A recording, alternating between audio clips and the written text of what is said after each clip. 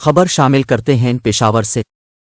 पेशावर में रोटी का वज़न कम करके कीमत बढ़ा दी गई।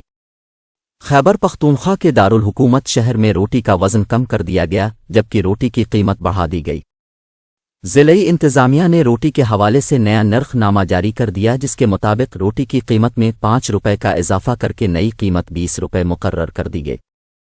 रोटी का वज़न 5 ग्राम कम करके वज़न 125 ग्राम से कम करके 120 ग्राम कर दिया गया।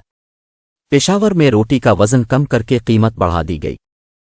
खैबर पख्तूनख्वा के दारुल हुकूमत शहर में रोटी का वज़न कम कर दिया गया, जबकि रोटी की कीमत बढ़ा दी गई।